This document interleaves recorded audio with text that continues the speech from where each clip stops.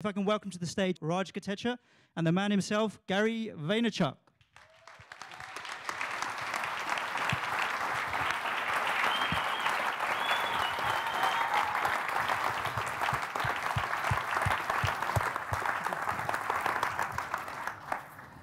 Mic check, 1, 2, 1, 2.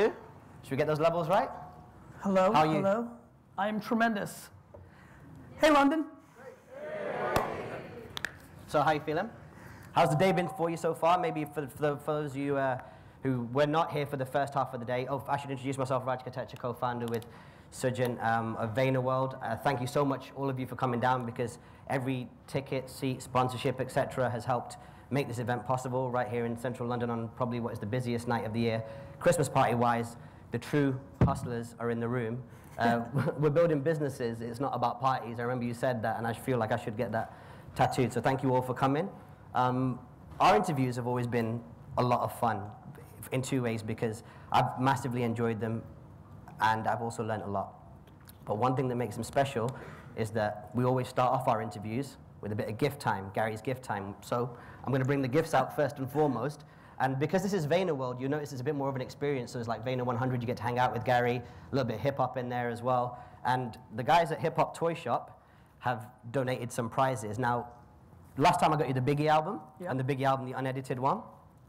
This time I think I've stepped it up even further. So these guys are a niche outfit, and they're doing some really amazing stuff. So firstly, you can style on all the people back at the office an MF Doom limited edition poster. Amazing.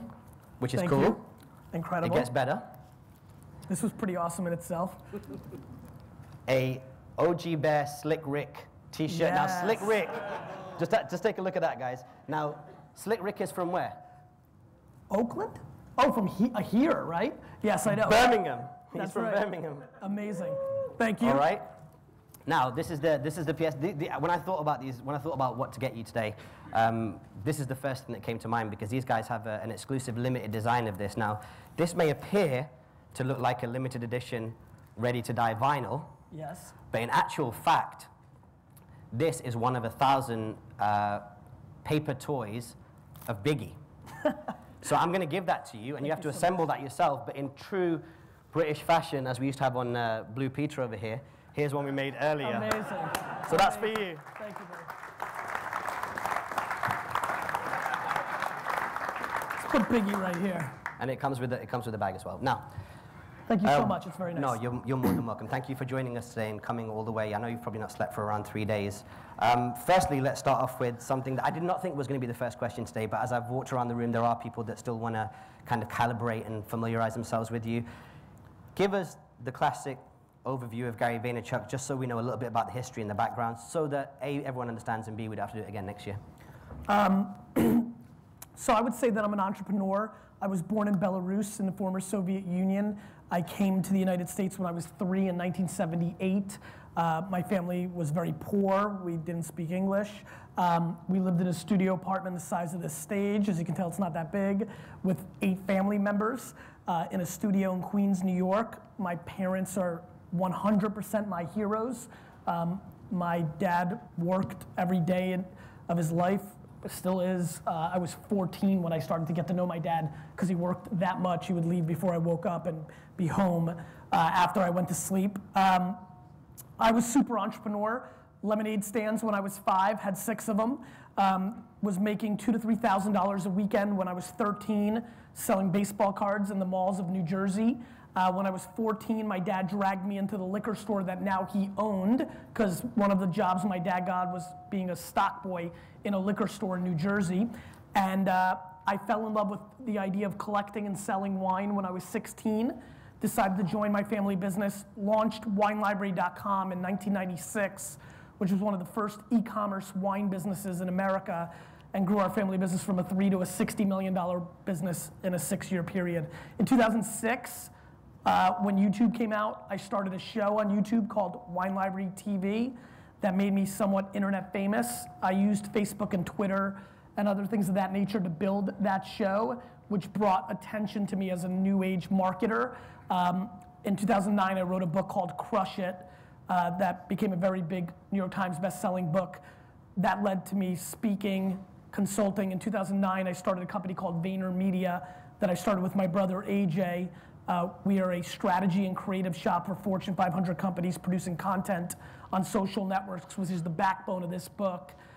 We've grown that business from 20 to 300 employees in the last 24 months since I've joined as a CEO. I'm also an angel investor. I invested in Twitter and Tumblr, Uber, Birchbox, and a lot of successful and some non-successful. Yobongo, you fuckers lost me a lot of money. But I still believe in that company, god damn it. And so that's who I am. Okay, and I guess, so does that kind of answer for some of the people that were asking me earlier on the questions about Gary and his background? I'm sure, as you said in your video, that most people know your spiel right now. Side note, I emailed Gary and said, Gary, please make us a video that says when you're coming, what the venue is, what the URL is to buy tickets, and you said, I don't give a crap about the Beatles in a promotional video. So we went a little bit off topic there, but I'm glad that everyone was able to make it. What do you know about the London scene in 2013 in terms of technology and marketing? Little, you know. I've been very head down the last 2 years building this company. You know, you don't get from 20 to 300 just by like hanging out on Twitter all day. So, you know, most of my angel investing comes from the fact of people reaching out to me or getting recommendations from my other friends like Kevin Rose or other people that are in the game. So very, very little. Sorry.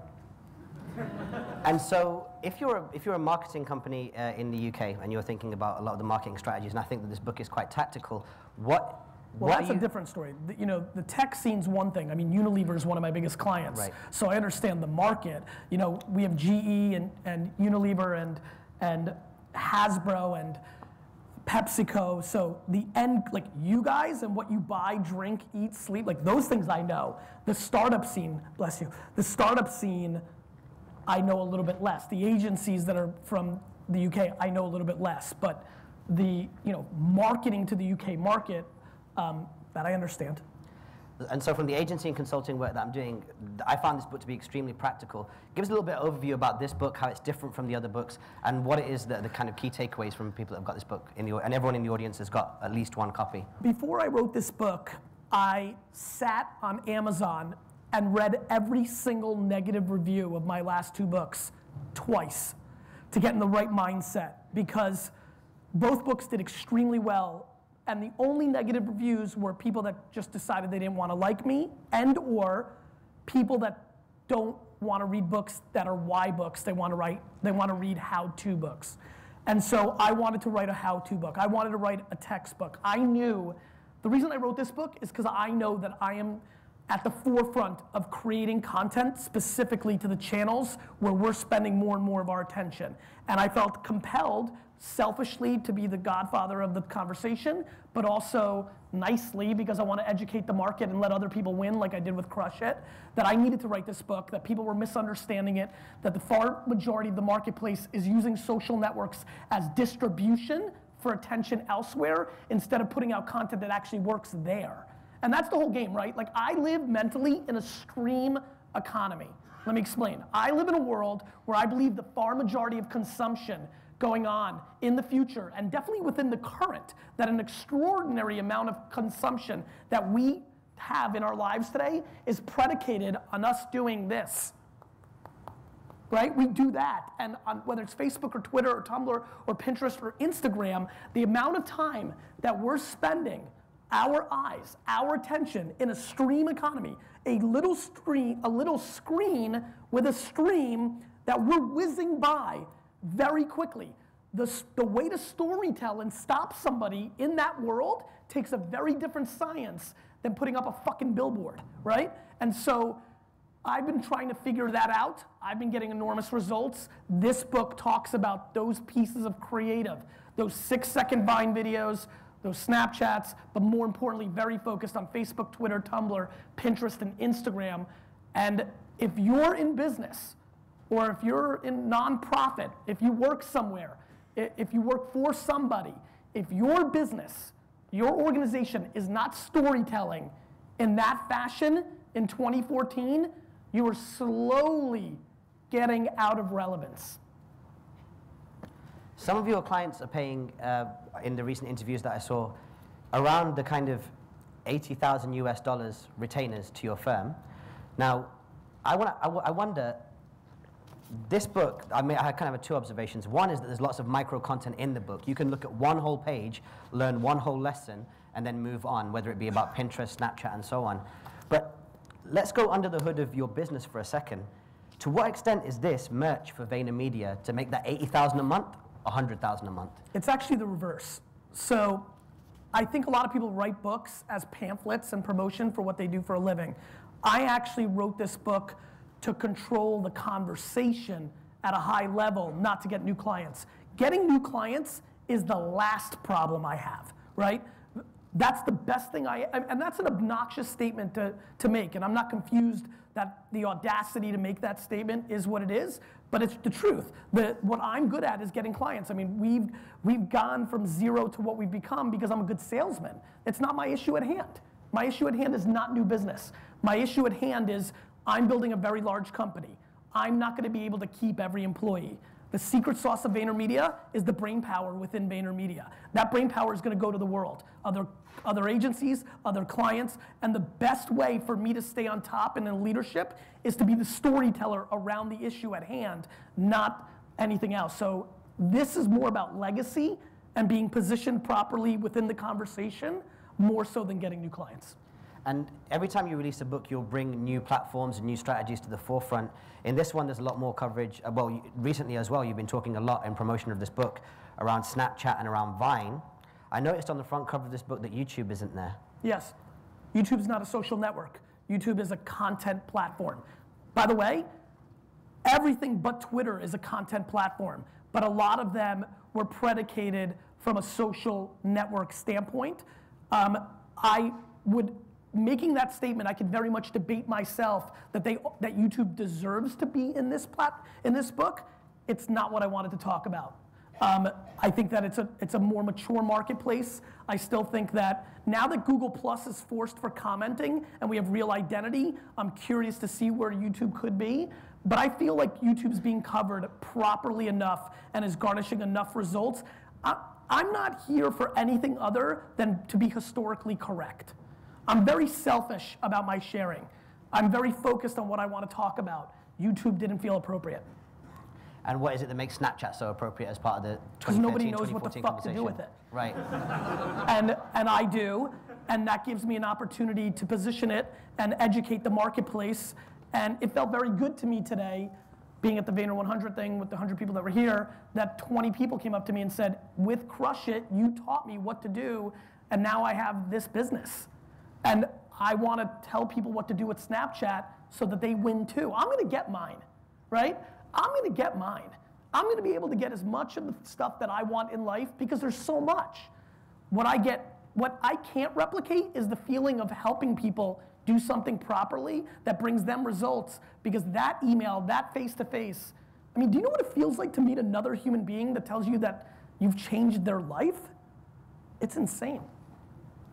And when you put this whole kind of book together, what's the feedback been so far in terms of, positive? I'm assuming it's a lot of positive because it's my faraway favorite it's kind of like having 3 children and realizing like one of them's better looking than the others.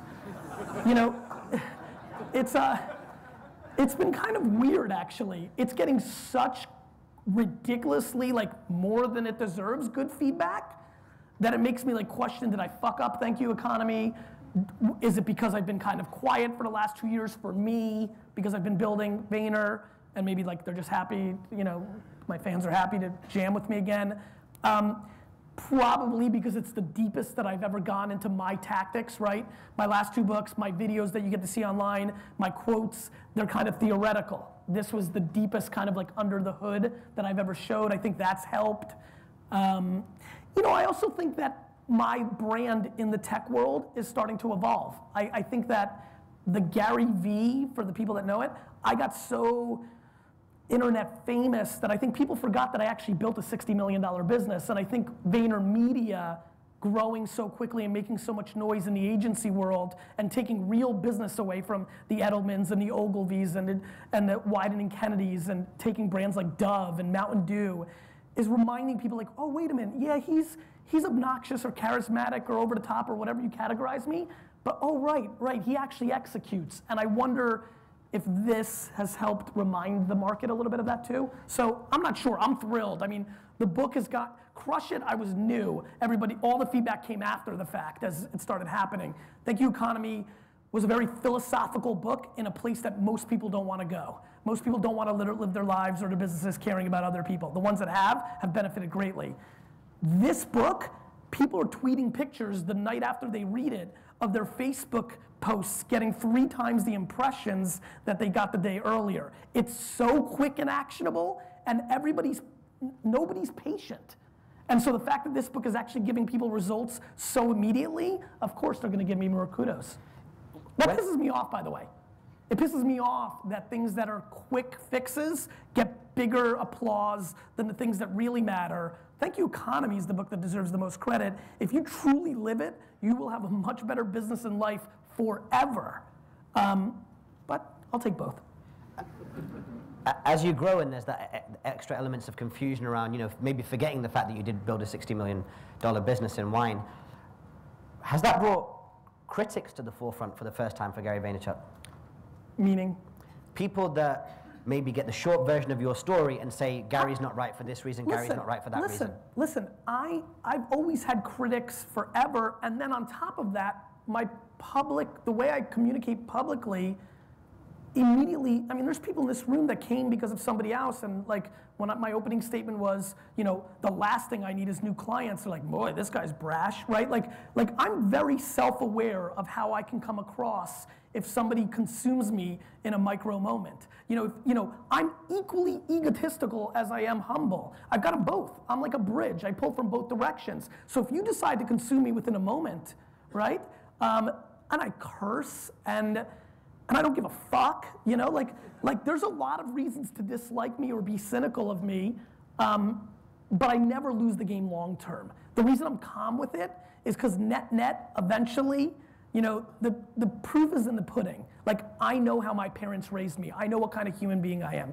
I only wish good on everybody else. I just want to build the biggest building in town, but I want to do it by actually building the biggest building in town, not by tearing everybody else's buildings down. Get it? So, long term, I'll win. I know what I do behind the scenes. I know who I am as a human being. So I'm very content. With all the extra noise, who are the successful people getting your attention now online? People that are tweeting you, emailing you. What is it that's making you go, you know what, I need to move this to the top of my email inbox. I need to address this tweet sooner rather than later, because you've recently hit 1 million followers. Congratulations. And I wonder how you deal with that noise. There's nothing that really makes anything happen other than the fact that I want to get to every one of them. So either I get to them or I don't, because the math has gotten so great and I can't get to everything, and it just comes down to persistence. Some people email me for the 4th time. In 2000, famously from 2006, at least in my world, from 2006 to 2011, I answered every email. Like literally, it had to go to spam or something weird happened if you didn't get an answer. Then I couldn't do it anymore. I started having children. Your life changes and your priorities change. But at this point, I still answer as many emails and a stunning amount of tweets if I get them. And that's because I'm very thankful for getting them in the first place. Right. So to remain on schedule this evening, we've got that opportunity right now. We're going to open up to the floor. So whilst we get the mic turned on and the channel turned up and we see a raise of hands, I'll just give you a couple of kind of ground rules. Firstly, please ask a question in the first instance if you can, because that will obviously help share knowledge. Secondly, please let us know who you are, if you're from a company, what your Twitter handle is, and give us a moment just to get the camera on you as well, so that when this video does go out for all time on YouTube, that you kind of get the props for asking your question. Because right now, hopefully, tens of thousands of people have already watched this on their mobile devices, PCs, smart TVs, watches, who knows in the future. So let me open the floor to questions. Please raise your hand. Immediately incredibly popular. You don't get this at the traffic wardens convention. Let's just go right up to the front here, and then we'll kind of waft our way around. Give us your name, your company, and what question you'd like to ask. Hi, I'm Marcin Osman. I'm from Poland. I just flew here directly to meet Gary. It's very cool. Thank you. And my question is, I'm an entrepreneur. It's very great, but not all days are great in a company. So what are your tips and tricks for tough days? I think there's massive confusion around entrepreneurship. Entrepreneurship sucks. I mean, it's lonely. It's high risk. I mean, I can't live without it, but it's like a bad boyfriend, right? Or girlfriend, right? Like there's a ton of bad days being an entrepreneur. Not to mention 98% of entrepreneurial ventures are gonna fail. So there's gonna be a really bad fucking day in your future. You know, hopefully not for you, or any of you. You know, for me, I think this is a very personal question. I think it's how you're wired. I'm so all-in entrepreneur, I prefer the pain. I think one of the reasons I love the Jets so much is because they bring me so much pain. You know, I love the climb. To me, the setback is exciting. I love when something goes wrong. It's where I shine the most. But that's not for everybody, right? I mean, it can be very difficult. And when you start affecting your life and your loved ones and all the other things, it can get real nasty. To me, the way I handle things, even in the few rare days when I really struggle, I take a real step back and make pretend that somebody called me and told me that my mother or daughter were killed.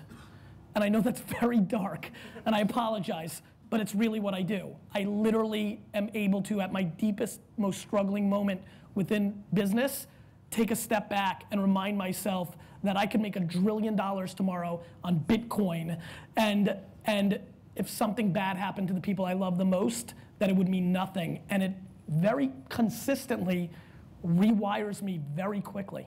I just put business in perspective. At the end of the day, you know, it's money. For me, it's not really money, it's my legacy, so I get hurt by it a little bit more. Yeah, I mean, it's, you know, I put it in perspective. It's money. And you know what? Up until I had a daughter, even while I was married, up until when I had Misha 4 years ago, I secretly wanted to lose all my money. I had this weird, twisted, dark fantasy of losing everything just to rise again like a phoenix and remind you motherfuckers. I really did. It was actually, I'm actually glad that's gone, you know? Could we, if that was a hashtag, that'd be like what, sado-capitalistic? Yeah, right? I mean, I'm pure entrepreneur. I believe in capitalism. I like when people go out of business. I'm like, yeah, you deserve it. I believe that. I really do. I really truthfully do. I know it's kind of interesting, but I truly believe like the market is the market. The market is what we should care about. And the consumer is what we should care about. And if the consumer is not being, you know, given what they want, they won't buy. And that means the entrepreneur and the organization missed the boat, and they deserve to lose. Right. I don't want to be that kind of guy that people go, oh, he's an asshole, he didn't pick me. So I'm going to say, Serge, please be the asshole. And pick the next question. And Serge, can you do me a favor? Can you start with the back? Yeah, no worries. It's fine. Yeah. Hi, Gary. Could you stand up there? Can you sit up, bro? Yeah. Yeah. Earlier, you were having... What's your name? Jack from Valtech. I work for an agency. Earlier, you had a Twitter conversation with someone about Snapchat. Yeah. And they said that it was the next MySpace. Yes. And you completely disagreed. I also just posted a Medium while I was gone. Yeah, and I agree with Content. you. But what is the next MySpace if it's not Snapchat? I have no idea. And I mean that. I really don't. And I don't care to know it. Here's why. When something fails and dies, I'll leave. You read the Medium. I just posted something which is, everybody's so fixated on predicting which app is gonna win or lose. I don't give a fuck. What I care about is marketing while something is relevant. Just like the way people buy commercials on television, right? When a show is hot, you buy ads. When season 6 comes along and people stop watching, you don't. And the fact that we haven't started using that same psychology on these emerging platforms is confusing to me. I think because of the way history happened, MySpace was so big, it died, came Facebook. I think everybody's affected by it. I think it's stupid. I'm thrilled that people aren't playing properly, more for me and my clients. But you know, I don't know what the next MySpace is. I know Tumblr, in my opinion, missed the biggest opportunity. If Tumblr went mobile quicker and properly, I'm not sure Instagram would have happened in the same way. I think they're the ones in the short term that left the most on the table. What is it about necessarily the kind of Instagram, we just mentioned them and their 15-second limit, and Vine that's made Vine really, it seems from my perspective online, more of a talking point? Do you think 6 seconds made it was just the right number versus 15? I made a video about this. Every time a company creates a feature to compete with something else, it's a feature. Short form video is Vine's DNA. Bless you. Short form video is Vine's DNA. It's what they are. Instagram added it to compete with Vine. Always a bad formula, right? Just like Poke was gonna, from Facebook, was gonna do something to Snapchat, right? Just like hashtags on Facebook. How's that going, right? So I think that, and then I watched this is why I don't allow my employees to read other articles around social media. Like, there's a really negative point of view inside Vaynermedia to read Ad Age or TechCrunch or Mashable, because I'm scared. I'm scared because as soon as that Instagram thing came out, everybody started putting out like articles like Vine's dead, because everybody's silly. They think scale matters more than it does. They think just because Instagram has 200 million people that all of a sudden 40 million don't matter on Vine. It's not how it works. It's never been that. And so everybody sees scale and they're like, well, that's dead. And that's not the case. DNA matters. The seed in which a product is born from matters. Out to the floor. I made it up to the back. I'm up here now. So I love it. How do I get as loud as that mic? Can you bump me? No? Fuck. Hello, Gary. My name's Leki. I work for a PR agency called the Baton Hall. With so much, social media channels out there and apps and platforms, how does a brand choose which one is the most relevant social media app to use to reach their customer? I think a brand needs to be smart enough to know who their customer is.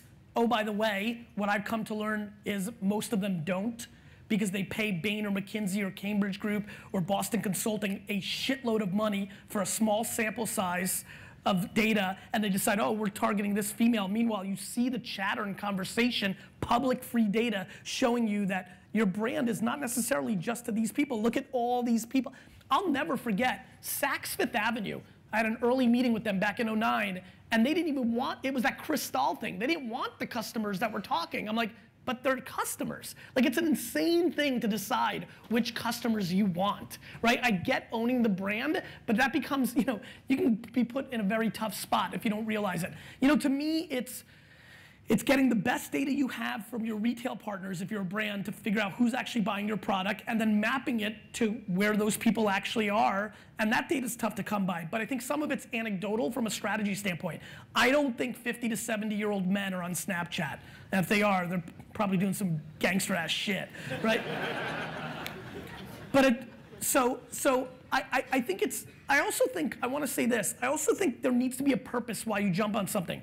We put brands on early platforms. We put General Electric on Vine the first day because the strategy is earned media. By GE getting earned media of being a first mover in that platform, within the trade, they're attracting better talent. So it depends on what your KPI is. There's a lot of, at the highest levels, at the CEO level, at the real shit that matters level, there's more things than just selling the product on the shelf, right? There's the stock price, there's recruiting talent, there's biz dev, there's effect. How about when a CPG brand jumps on Snapchat, gets a lot of press, and all of a sudden Tesco and Walmart want to do business with them because they think they're innovative? So like, if I put you on Snapchat and it gets you a ton of press and that helps you get a better relationship with your biggest customer, wasn't that a good reason to do it? Everybody's just too black and white. The world is gray. Yeah.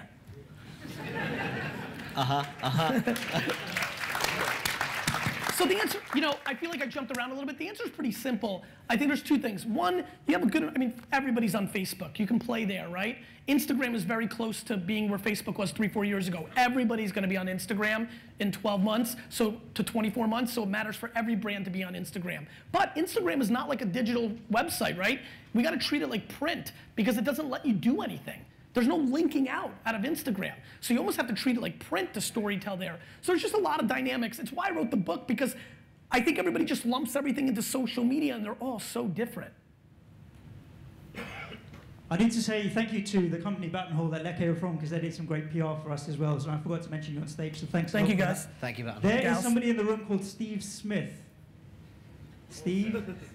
The beer? Nah, I wish. He picked up 5 books from us for the talk today, and we offered him a question, but he's not here, or I can't see him. So we'll come to the lady over there. Is he here? Get a question. He's here, he's here. He's here? Okay. So you get a question, sir. Don't be scared, Steve. And stand up. Too many bags to stand up. Before you ask, let's clap it up for Steve Smith.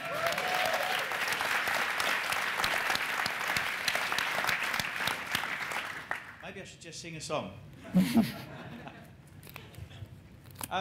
Just hold the mic up there a little bit close to you, I think. What do you think? Yeah, I think, I mean, I'm here to learn, so this is all new to me. So that's why I didn't put a question down. I'm here just soaking it all up. But it's been fantastic so far. Thank you so much. So, sorry, no question. No problem. From the heart, from the heart. Flattery is way more interesting than questions, if you want to be honest. We've got a question here from Gary Kay from Loving Social Media, who helped us with some PR as well. Gary, you know I love your energy. Yes, but you brought me chocolate ice cream today instead of coffee. I fucked up. I fucked up. I know you did. Gary, you know what I love about you the most? I have It's no your idea. work ethic. Your work ethic, sir. So what do you say to all these people that think they can do social media easily? The word hustle, I'm hoping, is going to come out. So I think the answer is hustle.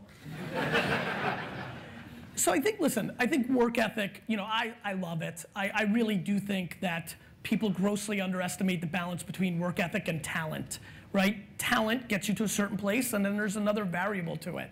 And so I'm a big fan of it. Specifically within social, I'm starting to realize very recently, this is one of the first few times I'm ever saying this, we got caught. Web 1.0 and 2.0 were very automated and very quick results driven. If you've been on the web for the last decade or 15 years, we got caught because email marketing, SEO and SEM, banner retargeting, all this stuff worked quickly. If you want, I mean, the reason I built a business from 3 to 60 was because I email marketed when nobody else did it, and I had 88% open rates, right? I mean, like, because it was new and nobody was doing it. So we had this web revolution where things, you know, you did something and you got quick results. Then it matured into this thing called social media, and it's actually the opposite. Social media is human. Your best relationships didn't happen overnight. Maybe some of your most fond ones, but not your best ones, right? And so, where we're caught is jab, jab, jab, right hook. Give, give, give, and then ask. We're coming from Web 1.0 and Web 2.0, which was ask, ask, ask, ask, ask, ask, ask. And because it was new and highly effective and quite targeted in comparison to print, radio, television, outdoor, it converted quite well. You know, you landed 1 in every 4 of those right hooks. Pretty good ratio compared to the 1 in every 500 that traditional media did. And remember, I built a lot of my library on traditional media. I'm not a new age kid. I love print and radio and television and direct mail still today. My problem is, it's all overpriced. All traditional media right now is priced as if we live in 2002 instead of 2014. That's the only problem I have with it. I'd still run a commercial if they charged me the appropriate price in a world where everybody DVRs and PVRs, and or if a commercial's lucky to break through all the new technology, the second one comes up, you grab your phone and you're looking down and you're not paying attention. So, you know, to me, I've never had the people that set auto DMs to their Twitter accounts, I want to stab in the throat. The people that think that like you can automate human touch are wrong, and that's why they've struggled with it. They've tried, most people are applying, I truly believe most people are applying SEO and SEM, banner targeted, and email marketing psychology to social, which is why they're not getting results. I think the right side of the room needs some. It shows Some right side, love, some right? love, yeah.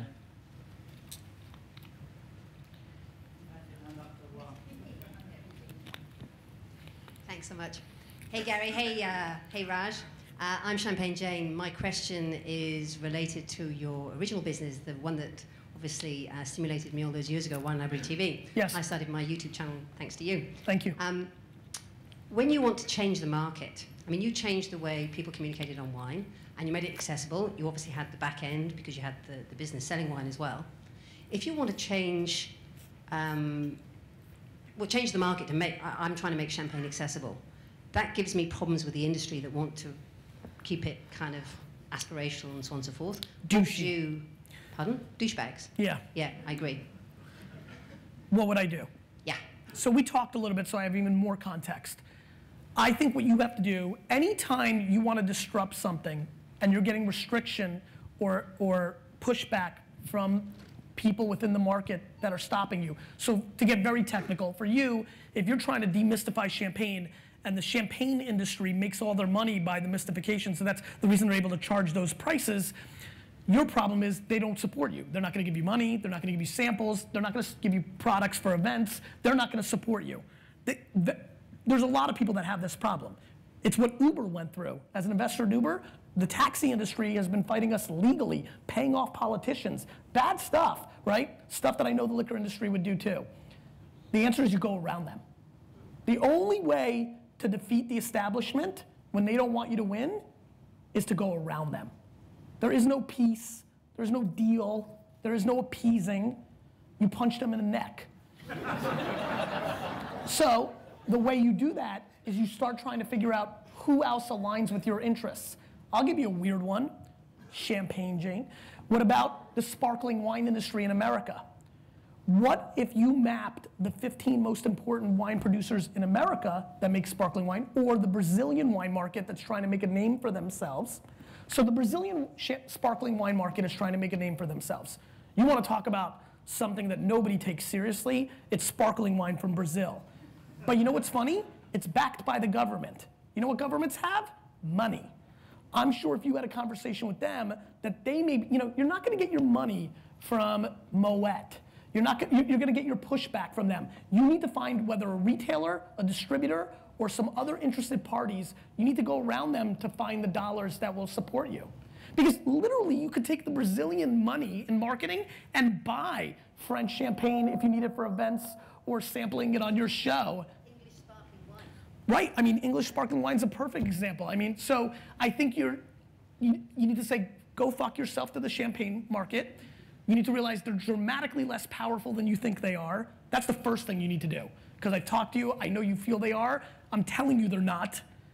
And you need to feel like, BMW can give you the money. The BMW can think that they're associated to champagne. Like, you need to think outside your box. You got it.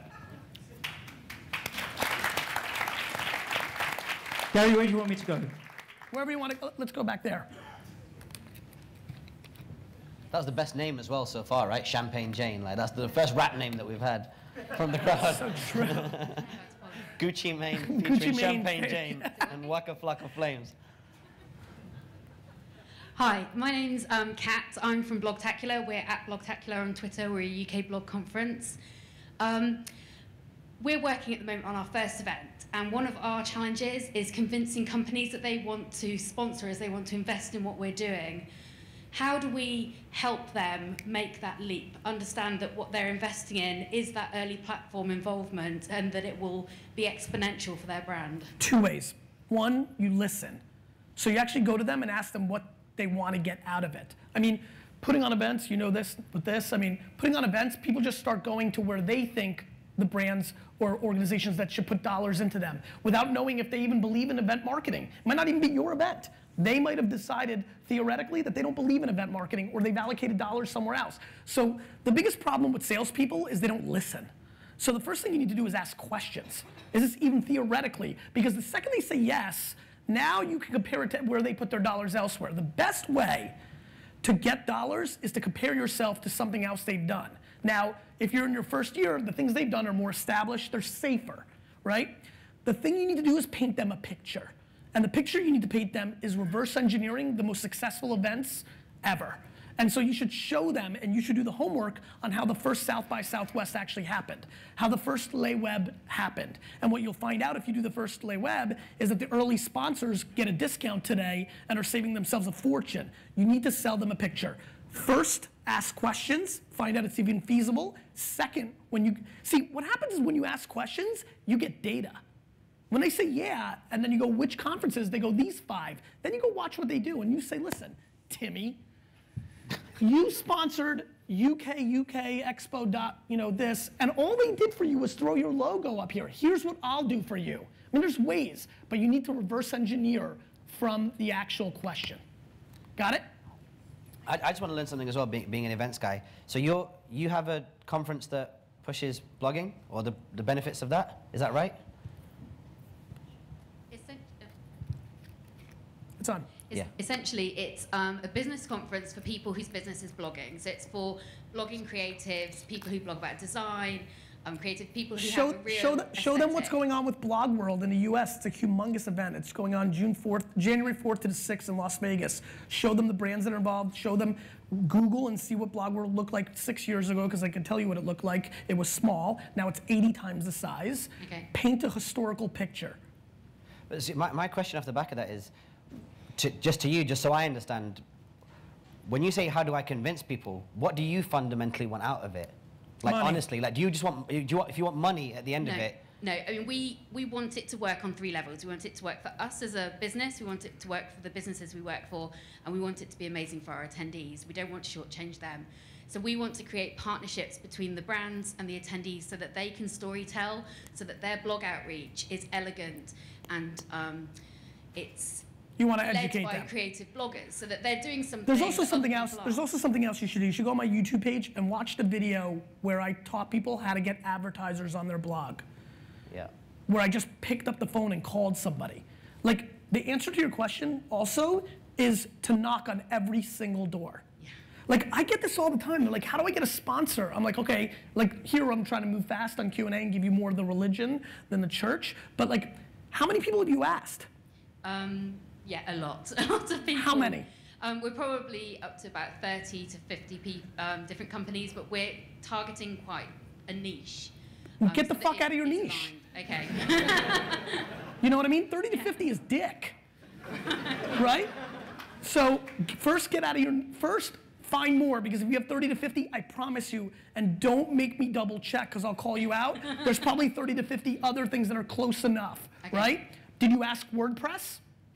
Automatic? Not yet. We're talking. Did you ask Get Barley? I know who you're looking for, but I also know that WordPress is a blogging platform that has fucking money, right? So you've asked 30 to 50 because you've narrowly decided you also want to go to people who can get the benefit of doing a better job of pitching to bloggers for their bigger benefit, because that makes sense. But you're stuck. You're stuck here, and you need to be looking here.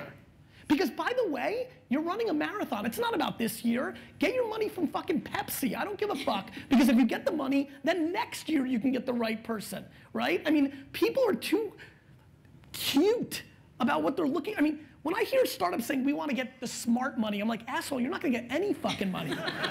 You know, and so I think you need to get out of your zone, and you need to get your money. Okay.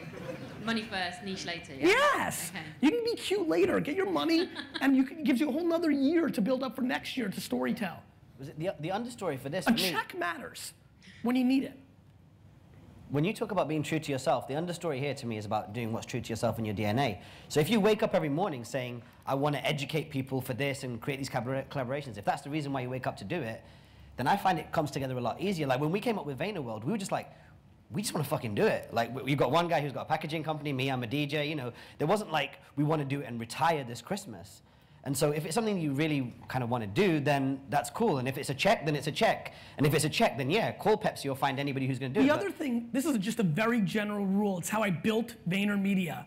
I have no time to convince you to give me your money. I'd much rather spend that 3 hours finding 33 other people to pitch, because 2 of them are just going to give you the money without the fucking conversation. I mean that. You like that?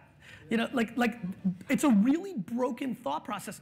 When I started Vaynermedia, people didn't want to pay us $5,000 a month for what we did. It was 2009. It was early.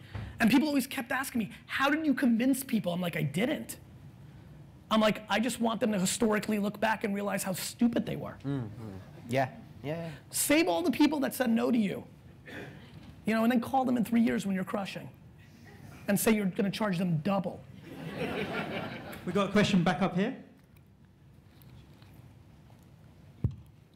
Yeah, I'm Kevin. I used to work at Razorfish, then went to set my own company up called Grandad. Good for you. To hear that you're winning all the business from the major agencies, do you think it's because there's a shortage of knowledge around social media still within the agencies? I think there's an audacity in the agencies right now that there's not enough dollars there for them to worry about it, and they're gonna get caught. Because that's, and you know, right? You know way more than me. I'm just learning, you being at Razorfish, you know, like, because my fees are so much less than one, especially digital agencies. It's so funny, digital agencies have been shocking to me. I didn't realize how, Razorfish being one of them back in the day, the pioneer in a lot of ways, I didn't realize how digital agencies made their money. They made money by building shit brands didn't need at really expensive prices. When I heard one of my brands paid $400,000 for a web experience, when I know how much it cost Foursquare to build fucking Foursquare, not some dumb fucking landing page, I shit my pants. It blew my fucking mind. I'm like, I literally thought they were joking to me. I like did like the fun like, and like everybody was like, I was like, oh, I was literally stunned. I was like, wow. Like, it was probably the moment when I realized, oh, I'm gonna kill these fuckers. If, you know, because I was like, if they're ripping off brands like this for that, here's a digital agency, at least traditionally, not everybody, I'm generalizing, but it was the first 30 of 33 things I saw my brand spending money on. Hey, build this website, pay us way more money than you should, especially from a guy like me that knows how much startups pay to build something, and then spend your money to drive awareness to it. Ludicrous. Not the rapper. Where else are we going, Serge? We're heading into the middle, into the Netherlands. Stand up there, pal. What's your name? Hey, Gary. How's it going? It's going really well. Carl here from Like Digital. Just a quick question about Chinese social media and how much attention is Vaynermedia paying to Weibo and WeChat? And also, how much attention do brands in 2014 be paying to this? Everyone in this room? It's a great, great question. So, we're not paying as much attention as I'd like to it, just because we're growing too fast, right? And so, like, I'm not able to take a step back. I was supposed to go there this year and spend 2 weeks meeting with all the CEOs of those companies, and I didn't do it, which I really regret, because I think it's really important to understand. I think to me, the real question is, what happens when they go and try to go outside of their walls? What will happen? I think in the US, there's a very heavy anti-anything not US sentiment. So I'm not so curious about that. I'm curious about the rest of the world, where it's more neutral. And so, you know, they're really interesting companies.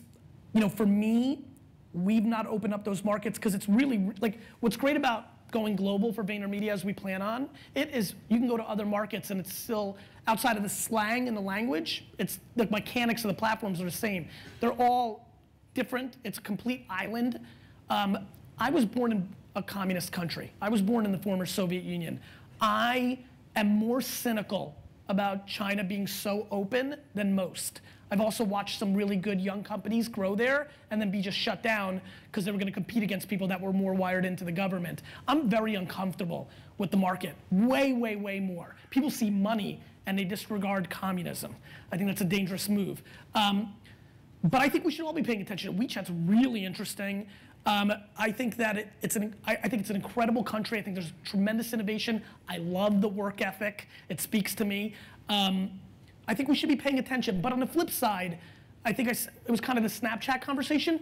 I don't worry about predicting the future. I don't worry about the notion of Weibo's going to be big in 2 years. Let me overpay attention.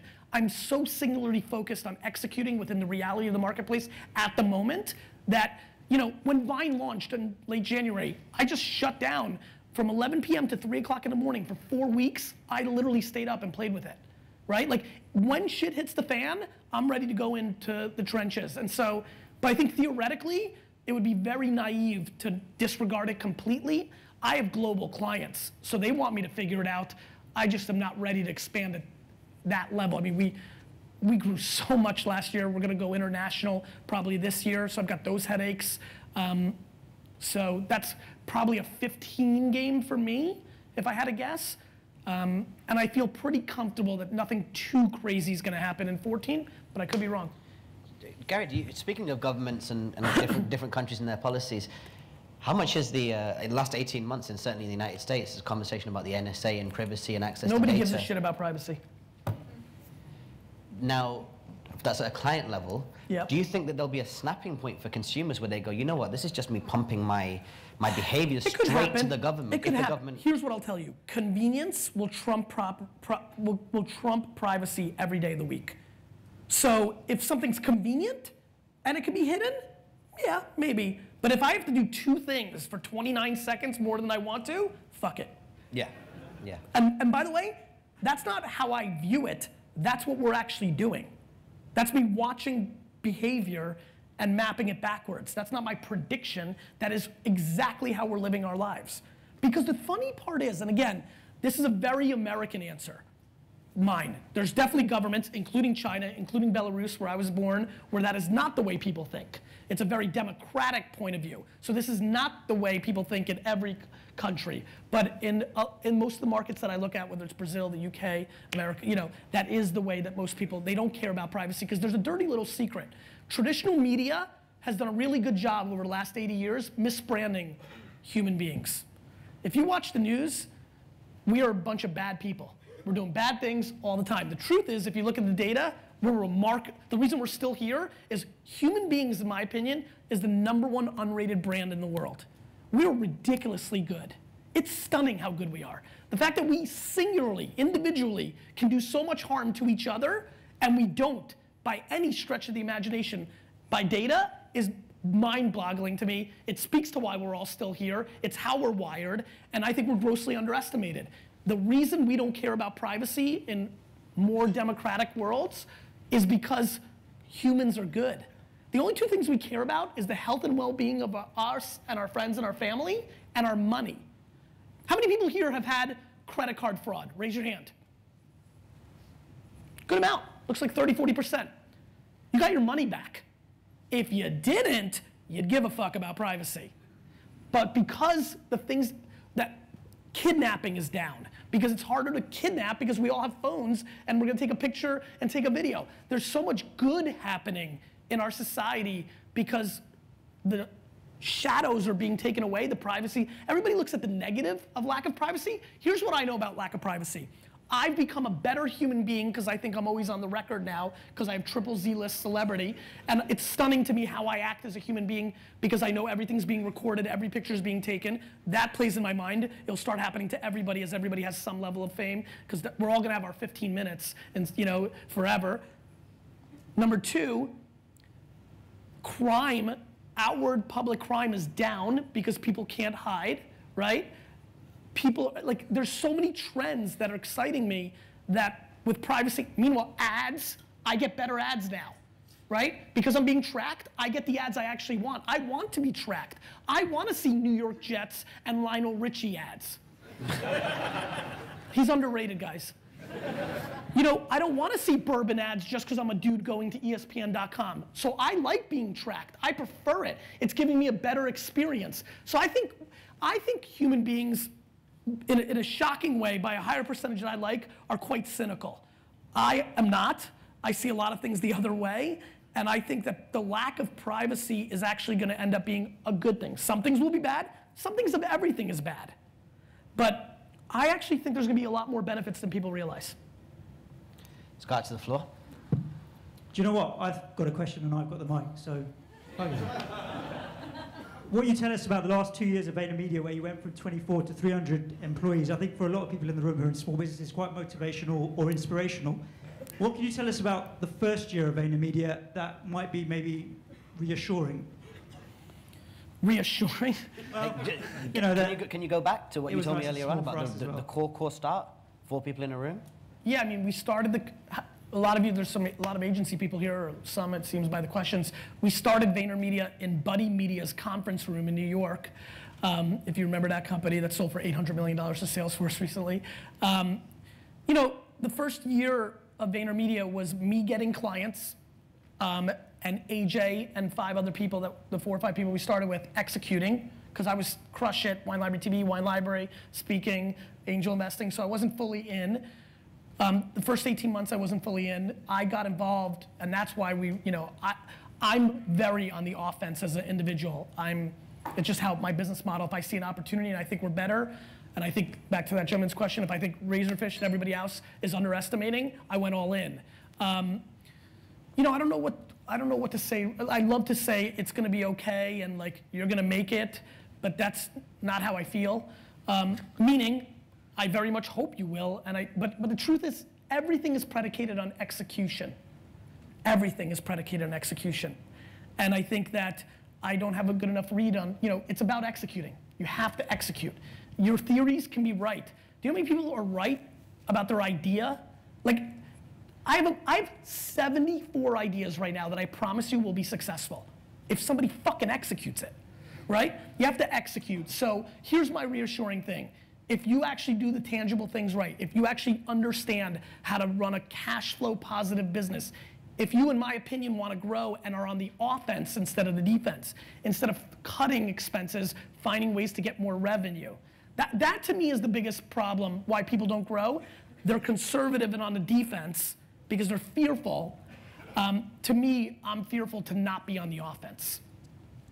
I think a lot of that fear comes from the romanticizing of bootstrapping by the American tech press. I mean, the more broke you are, and if you're eating ramen noodles for the first 2-3 years of your tech startups, the more they want to kind of go on about it. But the reality is, I mean, just tell us about the fact that you've not taken investment for Vaynermedia and it's being run from the P&L, right? Yeah, I mean, I hate that we have in the tech culture this culture of celebrating when people raise money. Just being a college student for life, right? Yeah, I mean, like, just the notion of like, oh, we raised $5.3 million. I'm like, fuck that. That is literally emotional and legacy debt. If you lose, that's on the books. And 99% of people are gonna lose. For every Instagram, there's 5 million Insta shits. I said it, And what we have now is even a scarier thing. We have this advent of the entrepreneur, and there's a whole lot of students that think they're entrepreneurs. And that has become really interesting for me to watch because there's plenty of people that are both students and entrepreneurs, but boy, is there a lot of people that know how to play the student game that the second they deal with the adversity of being an entrepreneur, fold like a tent. Yeah. Let's head Can I ask, is @Digital Blonde in here? Karen? Do you have a question? I should have asked Steve before. Do you have a question? I'll take a flattering comment. So the reason I called out Karen is she picked up 10 copies of the book to share with people. So thank you, Karen. She deserves some love. So as you know, Karen, @DigitalBlonde on Twitter. I had to quickly rethink of a question because I cannot remember what I asked you. But I'm writing a book on #food porn and interested in people's... what? Food porn. If you don't hold the mic next to your mouth, it's just I'm writing a book on porn. Good. And this is the lesson that my good microphone technique teaches us. So sorry. Cool. So #food porn, okay. Yep. And very much interested in people's relationship with food via social media and digital channels. It's really incredible. Thank you. And Jamie Oliver has been quoted for saying he feels the real food revolution will come from the mobile phone. And I'd be interested to hear your thoughts if that is truth and social can change our relationship with food and health and make for a better society. Jamie's being smart. Now, I have no idea if we go to glass or some robotic helmet, but until the phone, you could replace the word food there, the mobile phone will revolutionize everything in our lives until we go to some other device that is the most robotic in nature. Meaning, how many people by show of hands right now, every 24 hours, including when you're sleeping, are always within arm's reach of your telephone? Raise it. So hold on, raise it high, and I want to let the cameras do your thing. Raise it high, get this, because this is massively important. This is outrageous. I said something the other day, I said, I literally have gotten to the place where I'd rather somebody roll up on me, stab me with a knife in the chest, and steal my wallet than lose my phone. So, whether Google Glass is able to replace that, or we start putting the phone basically on our arm, which is what I think will happen, or something of that nature, whatever is the most robotic thing in our lives, which is the phone right now, will revolutionize everything. If the mobile phone is able to keep its leadership as the device over the next decade, the things that it will revolutionize is everything. Uber, the company I'm proud to be an investor in, Travis, and they've revolutionized transportation. And it's just starting. Payment. I mean, we're just seconds away because the only reason we don't pay with our phones and everything is legacy and politics around the POS system at retail. Nothing else. It's just a matter of time.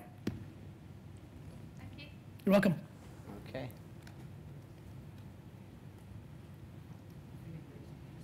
When you get a chance, go back to the top left corner. Gary, it's John, and I'm launching the Harry Buckers Diet Club in the new year.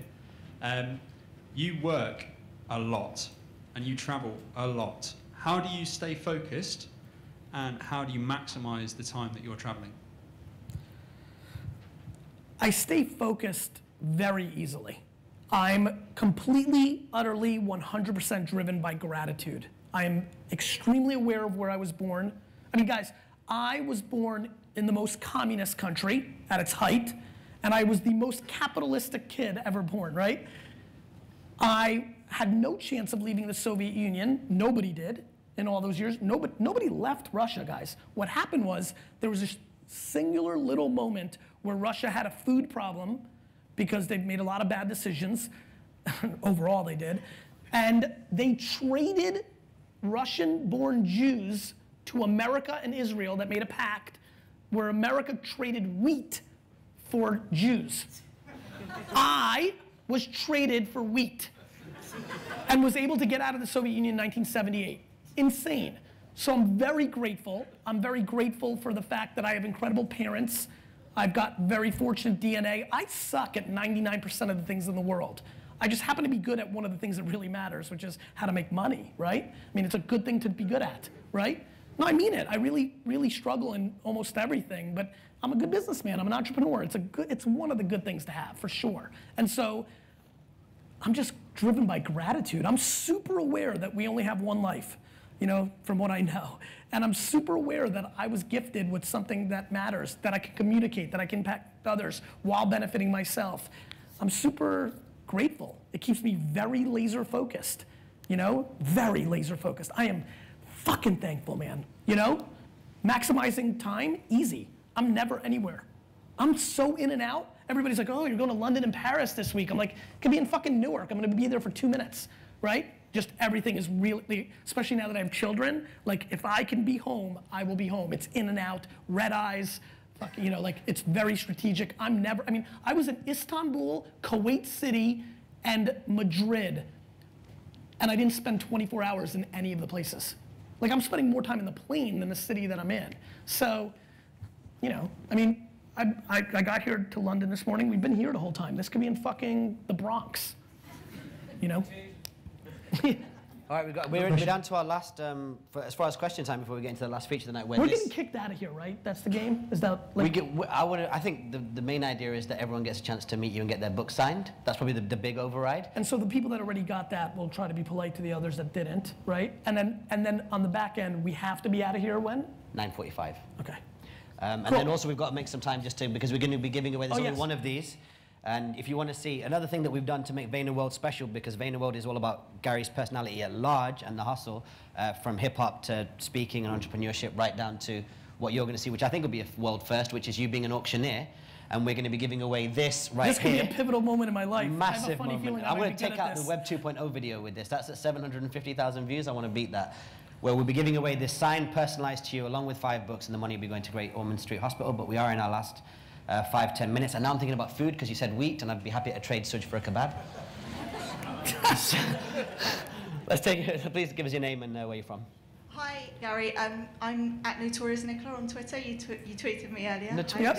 How are you? Love you. Sorry. So I have a website selling luxury sex toys and designer bedroom accessories. Yeah. Yep. Lacoquette.com if anyone wants anything. It's a really niche Privacy market. is dead. Really niche market, and I was interested in what you were saying earlier about going around. I have really big competitors who can throw a lot of money at stuff and really discount, and I'm trying to operate in a more luxury without being, you know, too niche. What advice would you give someone? Content. Yeah. Content is the game. You have to. I get it. Wait. Yeah. Okay. Yes. Like, listen. This is what she sells. She's got no problem. What's your problem? I'm shy. I'm saving myself. Yeah. I get it. Is that what you put in, Raj? Yeah, Raj. What? I put in what? Raj. Wait, what? I just got told I had to put something in.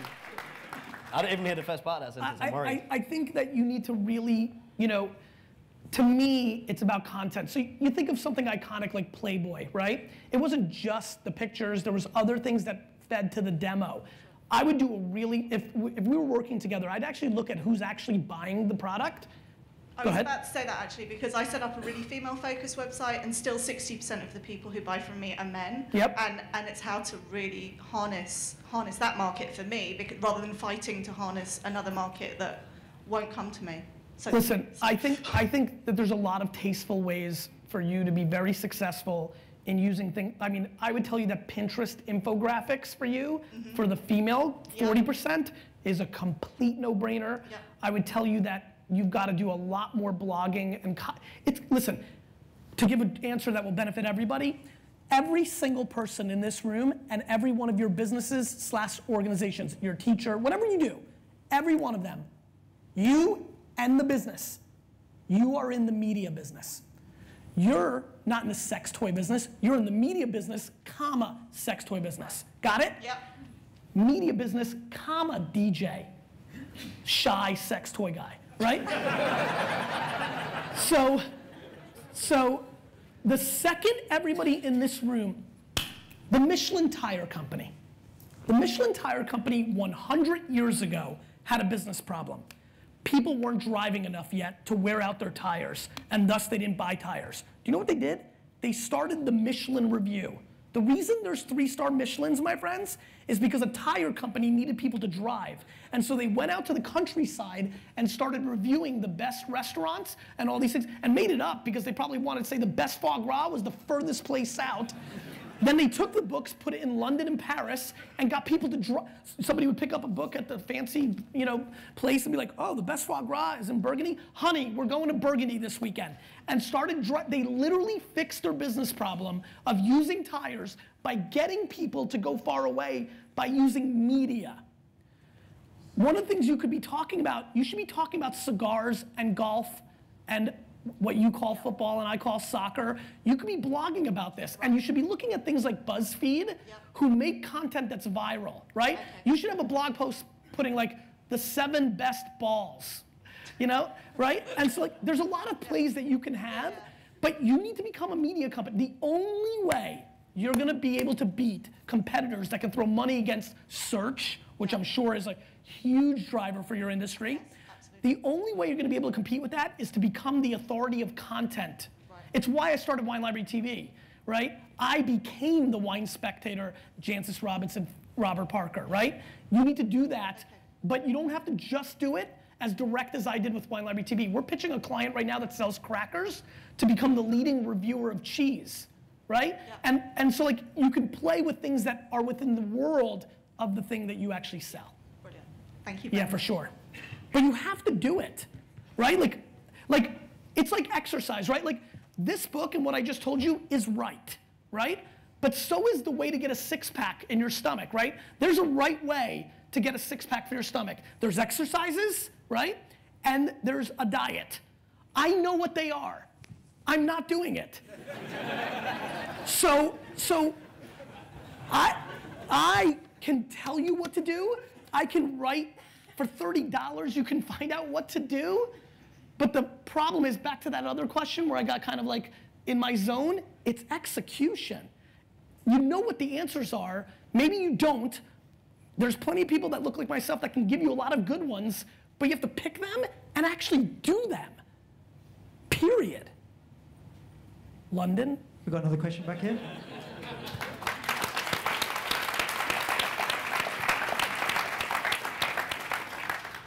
Hi Gary, my name's Jonathan Bright. I'm from Southerly. We're a content creation agency. We tweet at good timing. Yeah, hire this man. We tweet at Hello Southerly, by the way. Basically, I read this morning that the ideal amount of hashtags in a Twitter post should be 5 hashtagged words, which I thought was pretty insane. I think that the power of Twitter is pretty unharnessed at the moment still, in my opinion. I just wondered, from your perspective, what you think companies, businesses are doing wrong with Twitter, and what direction is content going with Twitter? Are we going more hashtags, less hashtags, The 5 hashtag thing is interesting, right? Because I have a lot of data. First of all, any report and data can tell you any story somebody wants to tell, right? You can force any story. There's a lot of reasons to use hashtags. You know, I think Instagram, from my data, shows better. More hashtags on Instagram tend to over-index than more hashtags on Twitter. Twitter's got several things that make most people struggle with it. Number one, Twitter's the only social network. Everything else is a content platform, right? I mean, remember Facebook fan pages that, remember 3 years ago, a Facebook fan page that if you left a comment on somebody's wall, a brand or a page, it was the first thing you saw when you landed on a Facebook page? That's long gone. You can't even find the comments anymore with the way Facebook has made it. They want to be a content play, right? So because Twitter's the only true social network, it's the place to act the most human, which is the biggest problem at hand. I think twitter.com/search is the most important site for everybody. I mean, the fact that the lovely lady right before you can search every day for people in the UK or anywhere she sells the word dildo and find people that are an opportunity for her to do business with, I think is fascinating. I mean, people are sharing information, maybe not that information as much as maybe that they're drinking wine or champagne or running, but we're living in a world where people are sharing, it's consumer insights at scale. I still think twitter.com/search for every entrepreneur and small business is the single most important website on the entire internet. I really do. It's the place where you can start a base by jabbing and not right hooking. The biggest thing people are making a mistake on, Twitter doesn't have an algorithm like Facebook does for the best content. Twitter is noisy as hell. There's so much stuff going on that people follow more people. I mean, the amount of people you follow on Twitter right now that you don't care about is stunning. But you're not going to take the hour to unfollow. It's just the way we do things. We don't purge. It's not one of our habits. It's like privacy. It's something we don't do. It's why Facebook had to create an algorithm they used to call EdgeRank. Now they're not calling it that, but just that's why it exists. So to me, one of the biggest things that you need to do is, I think Twitter is the biggest jab platform. I think you need to engage with people, you need to respond to people, you need to be a counter puncher. You need to listen to other people talking and jump in, because it's the only place you can do that. There is no social network that a sex toy company can jump in and have a conversation with somebody, because you don't get to see people talking to you unless you follow them on every other platform, right? I mean, we have to understand this. It's a very big variable. So Twitter is very much a response place. Twitter wants to be in the content game because that's where the money is. So Twitter's going to ruin itself to some degree, in my opinion, because now Twitter cards, you know, how do you storytell on Twitter? You know the dimensions of the mobile pictures, and you act. I mean, the amount of people that have Fortune 100 companies putting out photos on Twitter that don't fit in the imagery in a mobile device. I mean, that's what this is about. Or like, for the people that read this, posting at the wrong time. I mean, if you're going to post at 9 o'clock in the morning in the US on the Eastern time, and most of your customers are in San Francisco and it's 6 o'clock in the morning, I see this shit all day long. It's crazy. It's ludicrous. So, especially fun to talk about it here because I've seen some London-based businesses that I'm involved in that 85% of their business is in the US, but they're posting on social media 9 to 5, convenient to how they work, when their customers, I mean, it's stupidity. It's early. It's early. Twitter's going to become more of a content play. Where Twitter gets interesting is it's very mobile, right? It's very mobile, and Twitter cards can get interesting. What I'm excited about is the notion of creative that says if you retweet this 100, if this gets 100 retweets, it unlocks a coupon that you can scan at register. There's some fun gamification, but I agree with you. I think Twitter's very under at this point, but I also am concerned that the product team there isn't making the right adjustments. Well, just on that, just as a side point, because I think that's become a trend from when I saw you in Dublin, wearable technology. Where do you stand on that? I mean, have you made any predictions yet? Every single product in our lives will be smart. It started with our phone. Our shoes will be, your shoes will be smart. You will all wear smart shoes, sneakers, in the next 10 years, and your sneakers are going to tell you that you're walking poorly and you're going to have back pain in 17.3 years if you keep doing it. That's fucking awesome. Right? And so like, you know, I always talk about the smart refrigerator. The smart refrigerator is already done. It's going to be in your homes. So imagine a refrigerator that knows which beer you drink because it understands that you keep putting Guinness in your, oh, well, Guinness is good warm, but you know, whatever you're putting in there, Beck's, and when you're down to one beer, your refrigerator reorders it for you. That's coming. Smart pants, when you put on your pants in the morning, and your pants text you and say, eat a salad today, fat ass? Because your pants understand that you've gained a little weight. And so, smart everything. Smart everything is just a matter of time. All smart everything. All smart everything. I think we're probably on our, I would say probably last 1 or 2 questions if we're going to get everyone's book signed. So let's make this one the penultimate one, unfortunately. Hi Gary, my name is Iyas. I love the videos, by the way, as well as this, so thank you very much for that. Bit of innate flattery to start with. Thank you. I wear a couple of hats. One of them is a business, but actually the question I wanted to ask you is I've founded a charity for children in war zones, in refugee camps. I'm intrigued. I also am politically active to try and stop the circumstances that put them in that place in the first place. I'm intrigued what the jab, jab, jab, right hook principles that could be applied within that paradigm would be, what the best channels would be in your view, and how to best use them. To me, you've noticed that subtly I said nonprofits a couple times, right? Because I have a lot of passion for this. I'm on the board of Pencils of Promise, which is an organization that builds schools in third world countries. And I've been so happy that I've been able to bring my expertise to that organization because we're doing so much better on social network donations. There is nobody, as bad as companies are, as bad as big companies are on social networks only throwing right hooks, even worse are charities. Every fucking tweet is donate this for every $1 you retweet, this, that, at Gary Vee, can you retweet this every fucking minute, 40 times a day? I have been approached by a nonprofit 80 times this week to retweet for a campaign, none of which even said hello to me before asking me, right? So, like, you know, it's absurd. To me, the jab, jab, jab, right hook in an NGO world is the best. You know why? The jabs are the height of emotion. You want to put out pictures of that scenario as jabs?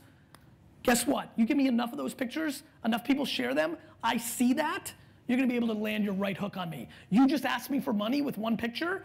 I mean, the NGO space is the worst. They're just so stuck in asking for money, and they need to romance their donators. This will be the last question, unfortunately. Let's come up front. Hi Gary, it's Hire from University of Hertfordshire and Can Social project there. I wanted to ask you about the book. You've been pushing out the book very hard, and I can see that everywhere. And I was just wondering, is that because the company or the publisher is not doing the right job for it, or is it because you want to push as much as you can? And my second question, if I can, is how do you plan about promoting the book, and how did you do that? What are the key things for us to think about? Thank you. So there isn't a publisher in the world that's a marketing company. So my publisher hasn't done dick for me from a marketing standpoint ever, and I actually never expect them to, and don't even think about it. And it's just not what publishers do, in my opinion. Generally, of course there's some, right? But boy, there's none by my kind of point of view, right? So no, the reason I'm pushing it so hard and throwing so many right hooks and have been hustling so hard was based on the initial, remember I said I'm a counterpuncher?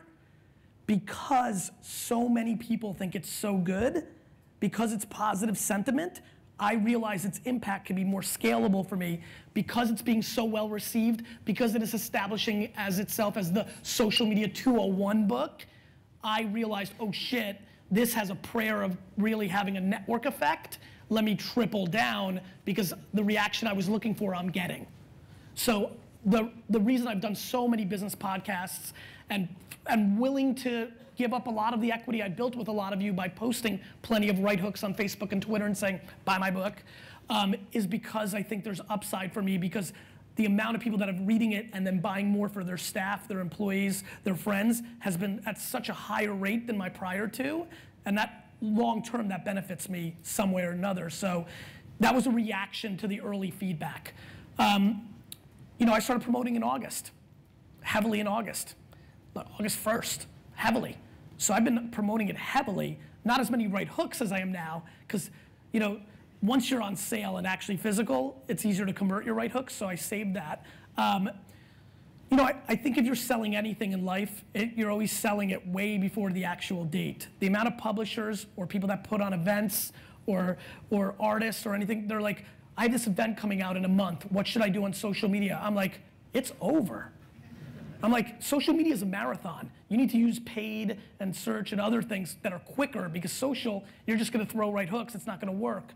So I started throwing early. You might notice I've had a lot of success this time with SlideShare, right? I've put out 2 SlideShares that are getting a lot of attention.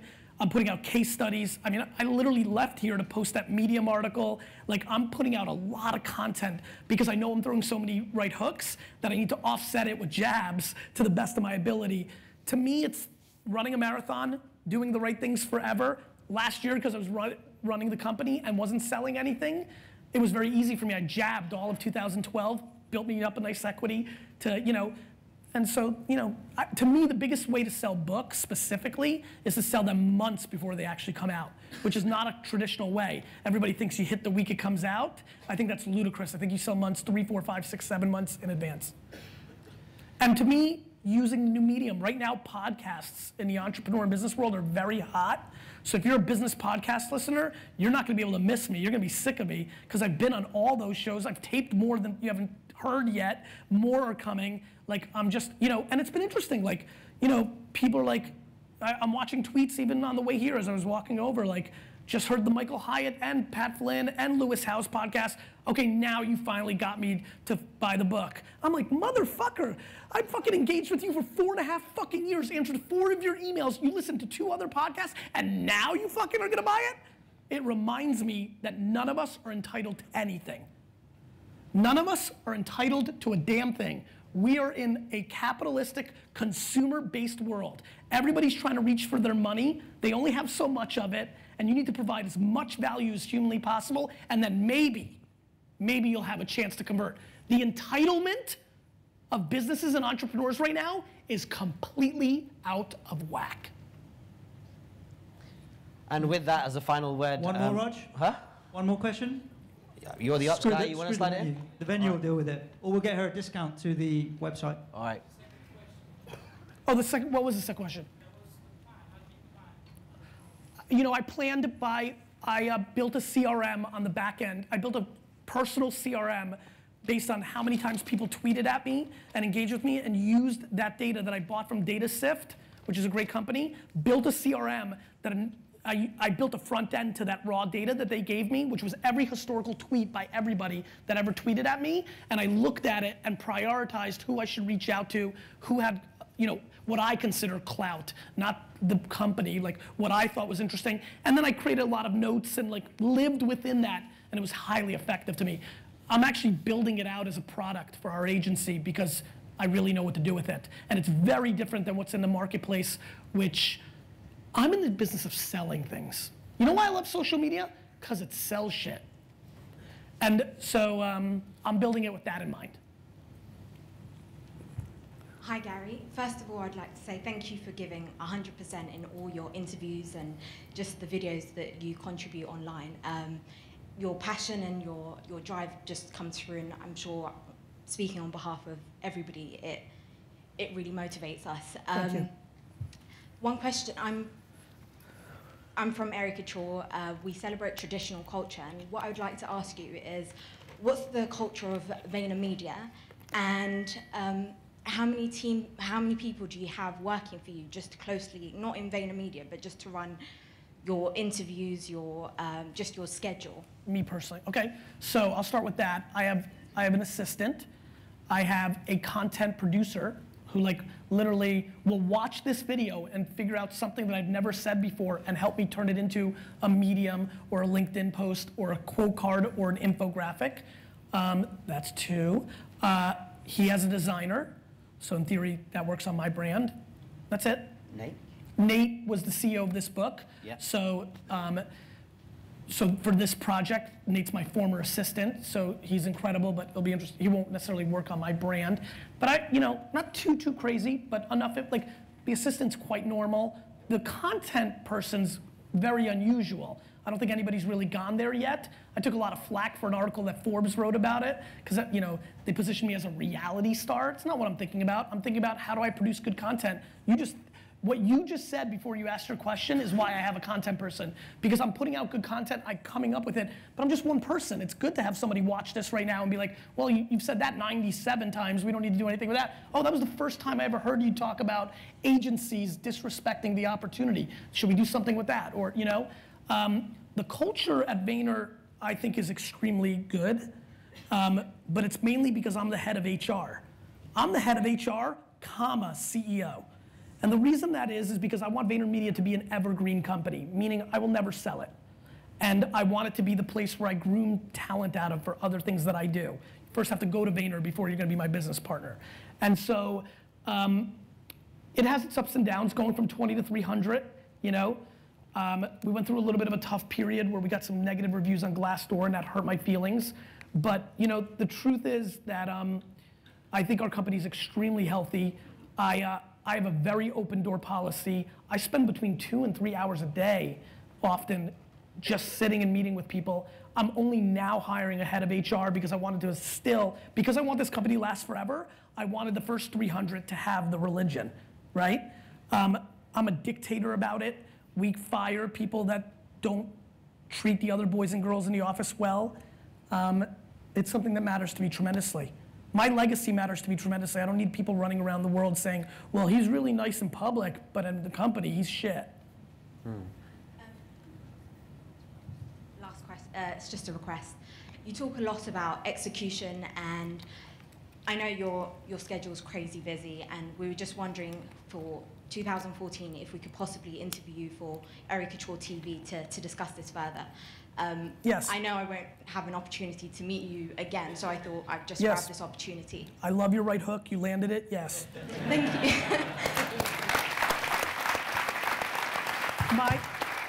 My email is on page 193 of the book. Just email me and we'll set it up. Put a lot in the title, like I was the girl that asked for the interview. Like put it all in the title. It'll help me see it quicker. Cool. Well, thank you so much, everyone. That really felt like the fastest night. I mean, you're sure you'll all agree, the fastest 90 minutes you've ever been through in terms of a talk, and I appreciate it very much. Personally, I very much appreciate you supporting everything I've done in the last 5 years, from mixtapes to interviews to even events now. Much respect, dude. And from London and myself, a huge round of applause. Thank you so much, Gary Vaynerchuk.